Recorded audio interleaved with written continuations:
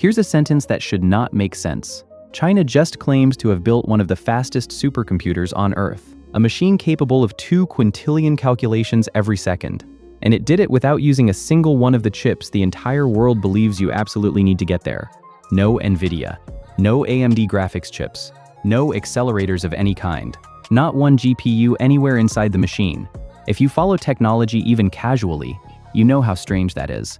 The global AI boom, the race for the most powerful computers on the planet, the reason a company called NVIDIA became one of the most valuable businesses in human history, all of it runs on GPUs. Graphics processing units are the beating heart of modern high-performance computing. The idea of building a world-class supercomputer without them is a little like claiming you built the world's fastest race car without an engine. And yet, that's exactly what China says it has done. The machine is called Lineshine. And whether you walk away from this convinced it's a genuine breakthrough or a clever bit of national theater, the story behind why China built it this way is one of the most revealing in modern technology. Because this isn't really a story about a computer. It's a story about what happens when you take someone's favorite tool away, and they decide to win without it anyway. By the end of this, you'll understand exactly what Lineshine is, why the GPU-free design is the whole point, why some experts are deeply skeptical, and what it really tells us about where this race is heading. Let's get into it. Let's start simple, because the scale here is almost impossible to picture. A supercomputer isn't one giant computer. It's thousands of computers, wired together so tightly that they behave like a single colossal brain, all working on one problem at once. We measure their power in flops, floating point operations per second, basically how many calculations the machine can do in a single tick of the clock. The most powerful machines today operate at the exascale. 1 exaflop is a billion calculations per second. To put that in human terms, if every person on Earth did 1 calculation per second, by hand it would take roughly 4 years to do what one of these machines does in a single second. Lineshine is targeting 2 exaflops. The numbers stop meaning anything at this point. They're just big. These machines aren't built to play games or browse the web. They're the engines behind the hardest problems humanity works on, simulating nuclear reactions, modeling the climate decades into the future, designing new medicines molecule by molecule, training the largest AI systems. Supercomputing leadership isn't a vanity trophy. It's a genuine marker of which nations can tackle the biggest scientific and strategic challenges. Whoever owns the fastest machines has a real edge in science, defense, and AI. And for the last few years, the undisputed champion has been an American machine, which is exactly the record China is now trying to break, with a design philosophy nobody else would have chosen. To understand why Lineshine is so unusual, you need to meet the machine it's trying to beat. The current world record holder is called El Capitan, housed at the Lawrence Livermore National Laboratory in California. It's an extraordinary piece of engineering, and it has a measured, proven performance of about 1.8 exaflops. That word, proven, is going to matter a lot in a few minutes, so hold on to it. But here's the detail that frames this entire story. El Capitan reaches that performance using roughly 44,500 specialized chips that fuse CPU and GPU technology together on a single package. GPUs are at the core of it, and that's not unusual, it's the rule. Nearly every champion-tier supercomputer in the world leans heavily on GPU accelerators, because GPUs have a magical property. They can perform thousands of similar calculations simultaneously, in parallel, which is exactly what these massive scientific simulations and AI workloads demand. This is why NVIDIA became a titan. The entire modern computing world organized itself around the idea that for serious horsepower, you need GPUs. They are, supposedly, non-negotiable. So when China announced a machine targeting more than El Capitan's proven score, 2 exaflops, the obvious assumption was that it would use even more GPUs. Instead, China said something that made engineers around the world do a double take. No GPUs, none. Just central processors, CPUs, the same general-purpose chips that run your laptop, only 47,000 of them. And the reason for that bizarre-sounding choice is the actual heart of this story. Here's the question every expert asked immediately. Why would anyone deliberately handicap themselves like this? CPUs and GPUs are good at different things. Think of it this way. A GPU is like an army of 10,000 school children who can each only do simple arithmetic, but all at once. Perfect for crunching enormous batches of similar, simple calculations.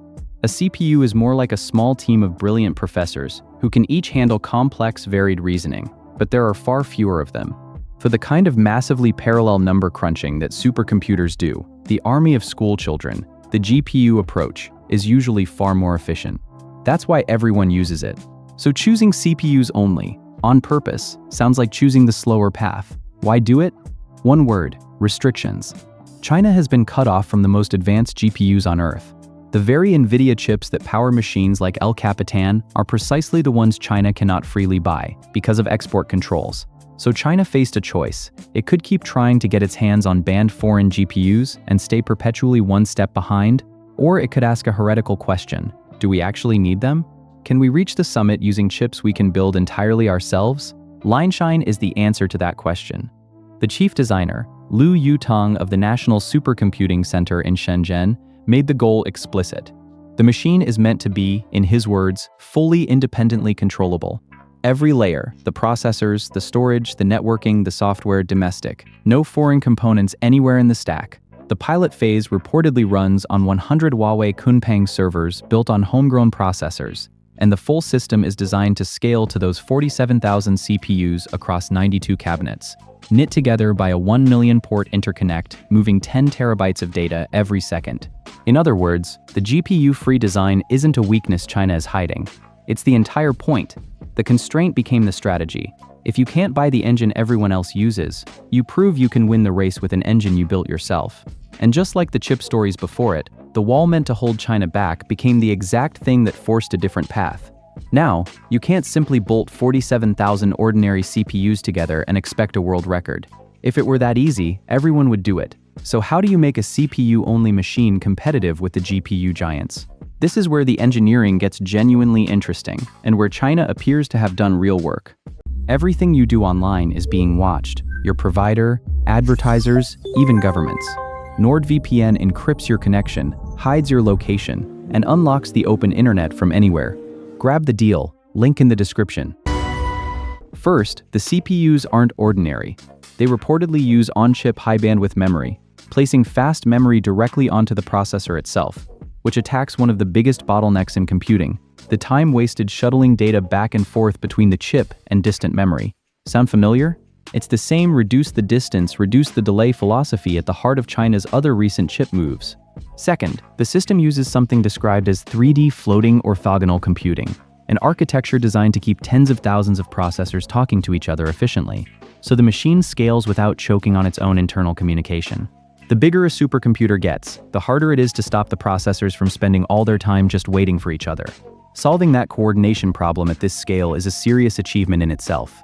And third, full liquid cooling. 47,000 processors generate staggering amounts of heat, and air cooling simply can't cope. Liquid carries that heat away and lets the chips run hard without melting. Put it together, and you have a coherent, thoughtful design. This is not a random pile of laptop chips. It's a deliberate attempt to prove that a different architecture, one China can build end-to-end with no foreign parts, can reach the very top tier. Which raises the obvious question: did it actually work? And here I have to be completely straight with you, because here's where a hype video would stop, and where an honest one keeps going. There are real, serious reasons to be cautious about the headline claim, and you deserve to hear them. First, and most important, that 2 exaflop figure is a target, not a proven result. Remember the word I told you to hold on to. El Capitan's 1.8 exaflops is a measured score, verified by a standard industry benchmark called LinPack.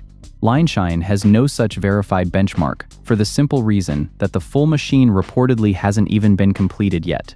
Comparing a finished, tested machine to a not yet built target is not a fair fight. It's comparing a race already run to a race someone says they'll win.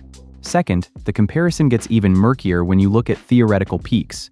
While Lineshine targets 2 exaflops, El Capitan's theoretical peak is actually higher, around 2.79 exaflops. So the claim of building the world's fastest is, at minimum, heavily disputed by the numbers themselves. Several technology outlets have openly called the framing dubious. Third, there are questions about the chips. China's domestic high-performance processor options are still relatively limited, and whether 47,000 of them can be produced, deployed, and coordinated to actually hit the target, possibly years from now, is far from certain. So let me give you the honest framing, the one you won't get from the headline. China has not definitively built the fastest supercomputer in the world today. That specific claim doesn't hold up to scrutiny. What China has done is something more nuanced, but in my view, more interesting. It has demonstrated a credible, fully domestic, GPU-free path toward the absolute top tier of computing, a path nobody else is seriously pursuing, built entirely from components it controls. The "We beat the record" headline is shaky. The "We found a completely different road to the summit" story is real. So if the world record claim is questionable, why does this matter at all? Because the record was never the important part.